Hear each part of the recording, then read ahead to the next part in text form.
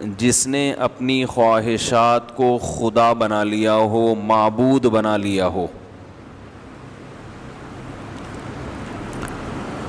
معبود کسے کہتے ہیں؟ جس کی عبادت کی جائے، جس کو فالو کیا جائے، جس کی غلامی اختیار کی جائے۔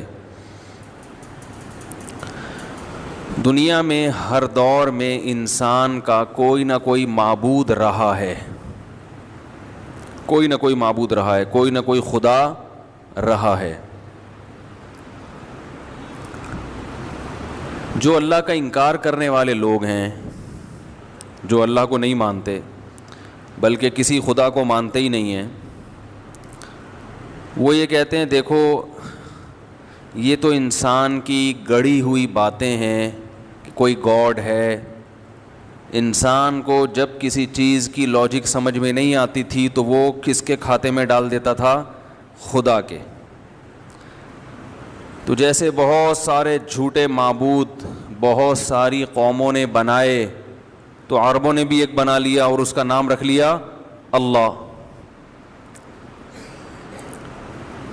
تو انہوں نے یہ دعویٰ کیا کہ جیسے وہ جھوٹے خدا غلط تھے تو عربوں نے بھی ایک خدا بنایا اور اس کا نام رکھ دیا اللہ، تو یہ بھی کیا ہے؟ معاذ اللہ غلط ہے۔ تو یہ کائنات گاڈ لیس ہے۔ یہ میری اپنی بنائی ہوئی انگریزی بھی ہوتی ہے، گاڈ لیس ویسے کچھ لفظ کبھی ڈکشنری میں سنا نہیں ہے، لیکن جب کولیسٹرول فری کوئی چیز ہو سکتی ہے تو گاڈ فری بھی بنانے میں کوئی حرج نہیں ہے نا، خود ہی بنا لو۔ ڈکشنری میں آ جائے گا، اگلا ایڈیشن جب ڈکشنری کا شائع ہوگا تو اس میں گاڈ فری بھی، کیا خیال ہے بھائی، آ جائے گا۔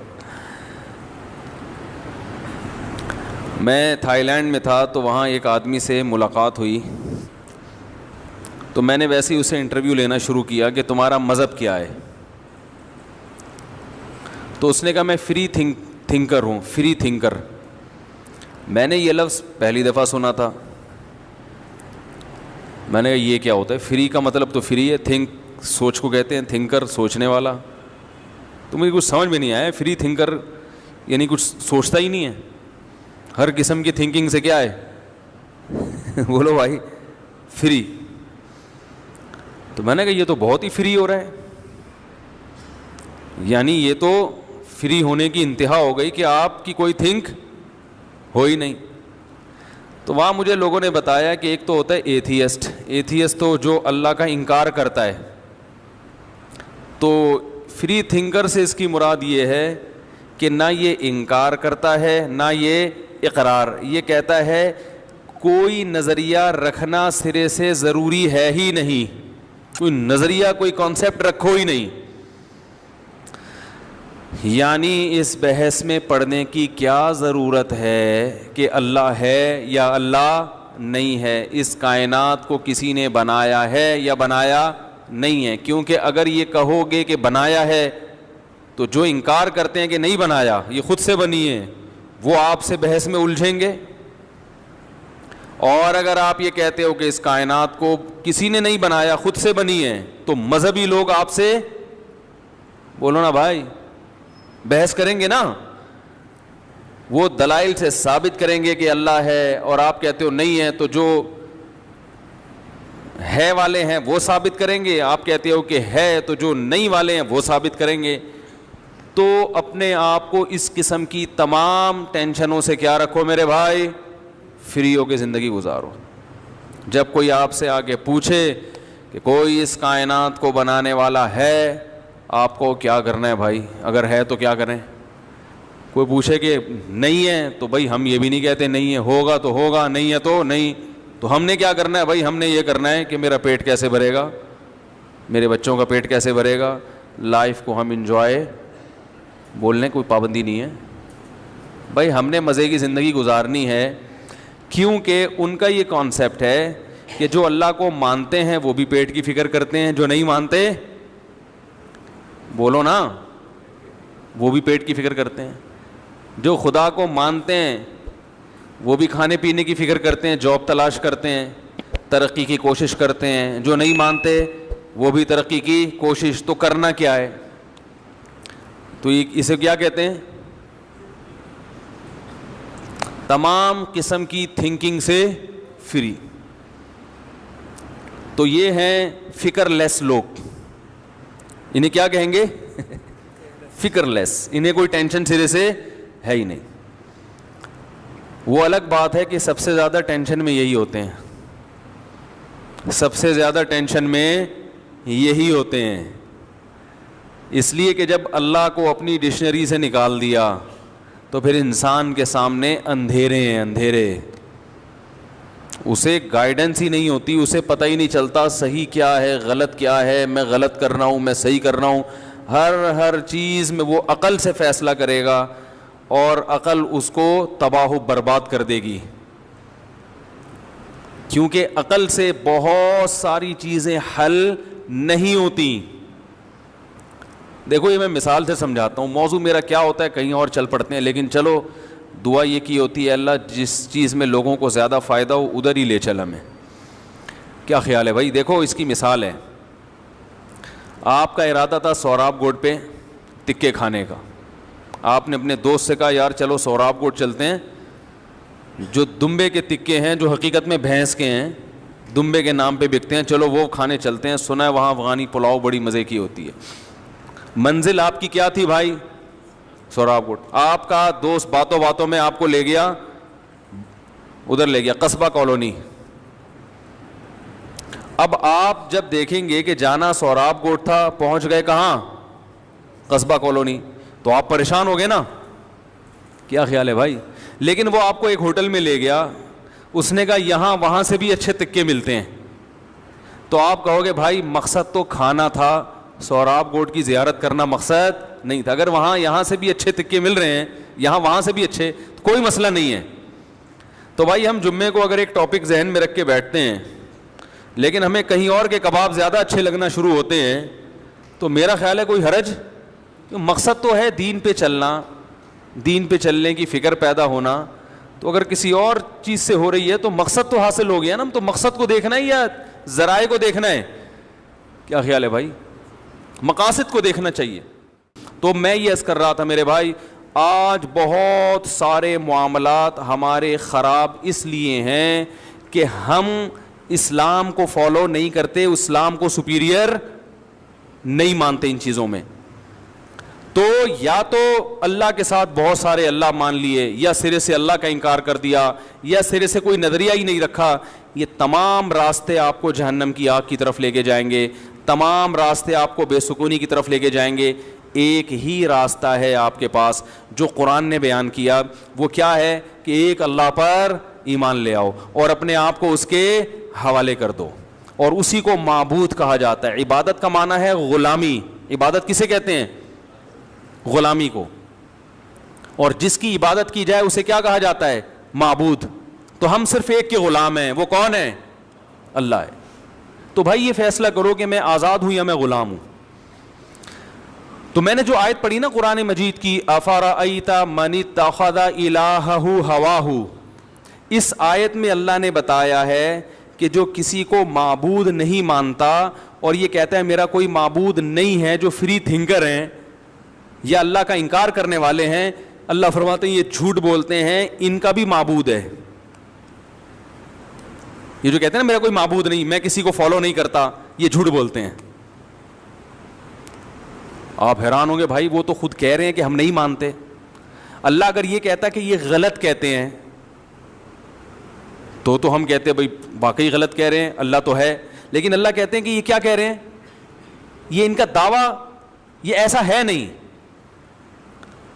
یعنی یہ مانتے ہیں معبود کو. ارے عجیب بات ہے نا, ایک آدمی کہہ رہا ہے میں نہیں مانتا, آپ کہہ رہے ہو نہیں تو مانتا ہے, وہ کہہ رہا ہے میں جھوٹ بول رہا ہوں کیا, میرے دل کی حالت تو میں ہی جانتا ہوں نا. تو اللہ کہہ رہے ہیں کہ نہیں ان کے دل کی حالت تم نہیں جانتے, یہ خود بھی نہیں جانتا, میں جانتا ہوں. یہ جو کہہ رہے ہیں میں کسی کو معبود نہیں مانتا, غلط کہہ رہے ہیں. یہ اپنی خواہشات کو خدا بنا کے بیٹھے ہوئے ہیں.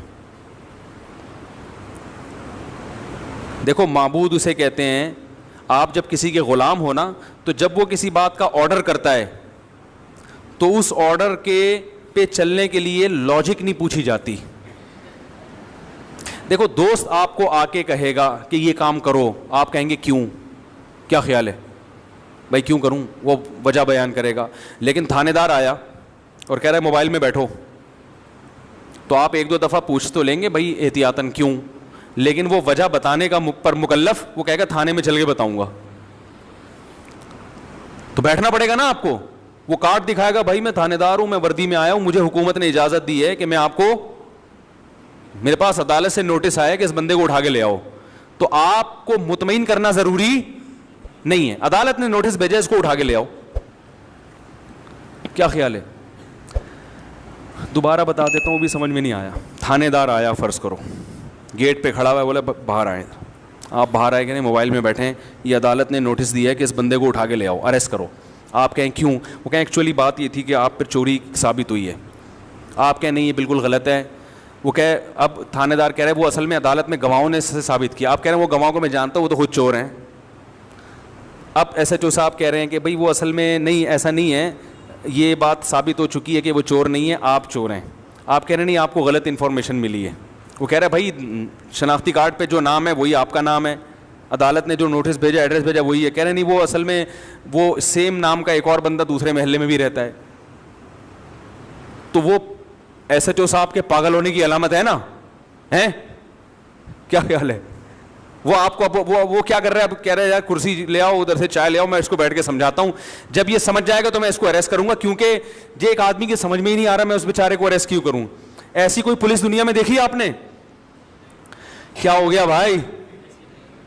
لیکن یہی کام ہوتا ہے, آپ کا کوئی دوست آتا ہے یا ویسے کوئی ان نون پرسن آیا, وہ آ کے کہتا ہے گاڑی میں بیٹھو, آپ پوچھیں گے نا کیوں, وہ کہے گا آپ چور ہو, آپ بولیں گے کس نے کہہ دیا. اب بحث کرنا بنتا ہے. کیا خیال ہے بھائی؟ تو جب آپ کسی کو گاڈ مان لیتے ہیں, خدا مان لیتے ہیں, تو جب وہ آرڈر دے گا تو بحث کرنا نہیں بنتا. نہیں آ رہی بات؟ پھر بحث کرنا نہیں بنتا. پھر بھائی وہ پھر گاڈ ہونے کا فائدہ کیا؟ خدا ہونے کا فائدہ کیا اس کا؟ معبود ہونے کا, آپ کے غلام اور اس کے آقا ہونے کا فائدہ کیا رہا ہوا؟ اگر اس کو بھی سمجھانا ہے ہر چیز یہ کرو یہ نہیں کرو. جیسے میں نے بھی بات کی نا, گھر کا سربراہ کون ہے؟ قرآن کے مطابق مرد ہے.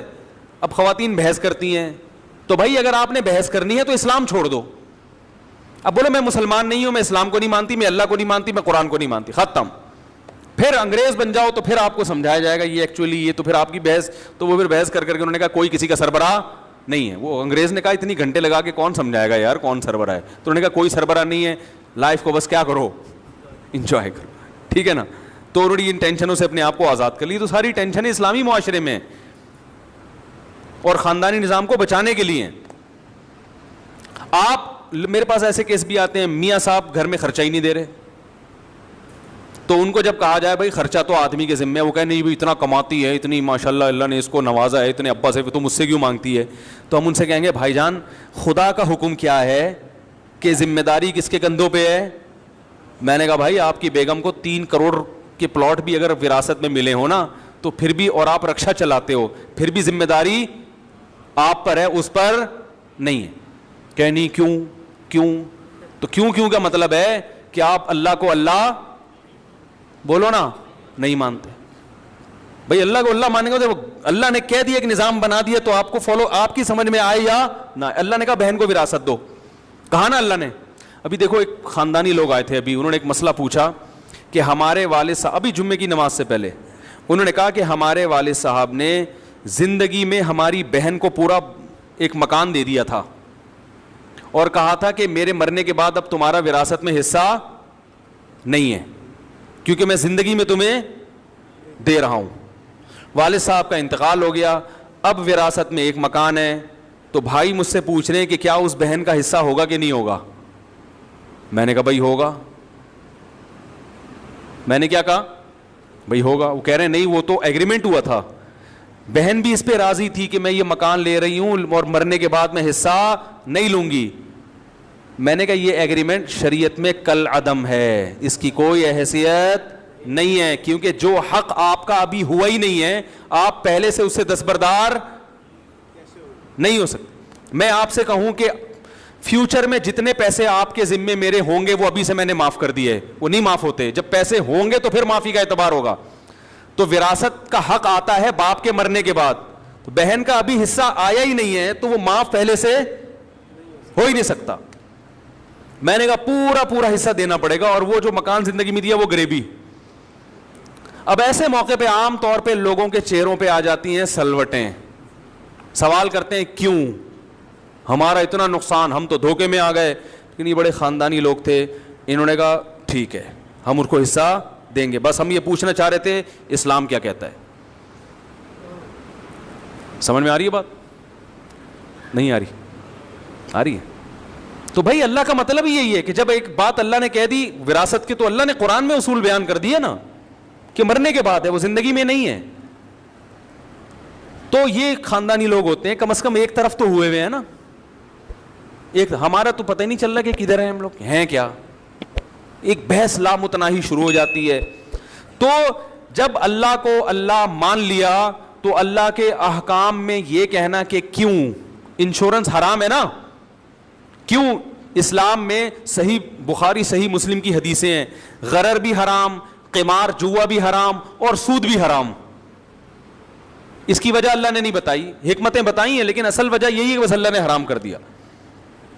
اب انشورنس میں بھائی یہی ہو رہا ہے, ابا مر گئے تو پیسے ملیں گے, نہیں مرے تو وہ رقم انشورنس کمپنی کا پروفٹ کمانے کا یہ طریقہ شریعت میں حلال بولو بھائی نہیں ہے. کہ ان کی گاڑی کو ٹکر لگ گئی تو انشورنس کمپنی کا نقصان, ٹکر نہیں لگی تو کلائنٹ کا نقصان, کہ اس کی ساری قسطیں انشورنس کمپنی کھا جائے گی.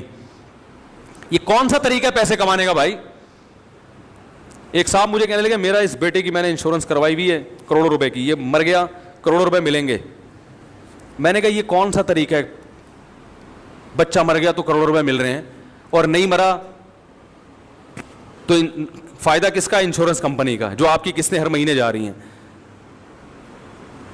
یہ تو قمار ہے. پیسے گئے تو حادثہ ہو گیا تو پیسے آ گئے, نہیں ہوئے تو پیسے, یہ باہمی تعاون نہیں ہے, بزنس ہے یہ, اور یہ حرام طریقے کا بزنس ہے.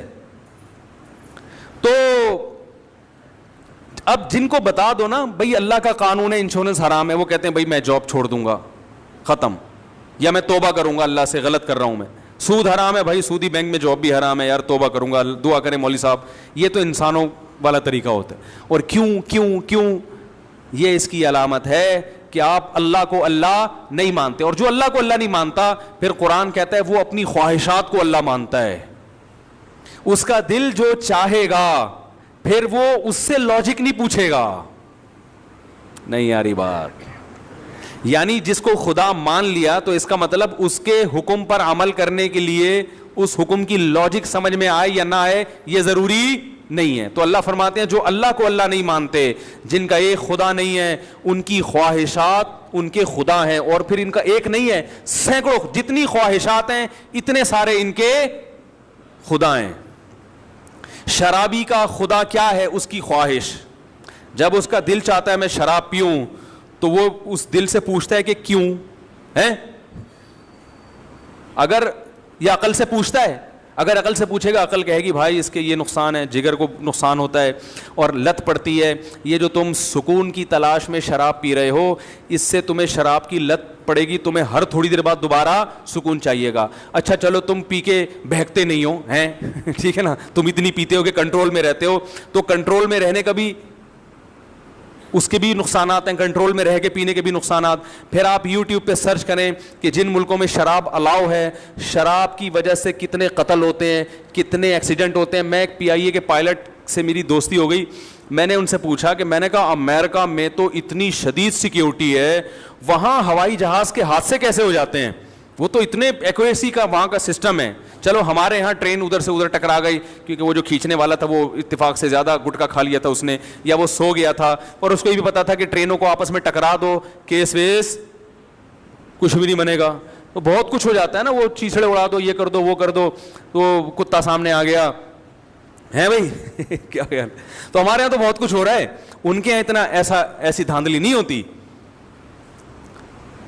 ہمارے یہاں تو وہ جو جہاز گرا تھا نا جس میں جنید جمشید شہید ہو گئے, مجھے ایک پی آئی اے کے عملے کے کسی شخص نے بتایا کہ پہلے بتا دیا گیا تھا کہ اس کا انجن صحیح نہیں ہے, یہ گر سکتا ہے, اس کے باوجود وہ جہاز اڑایا گیا ہے.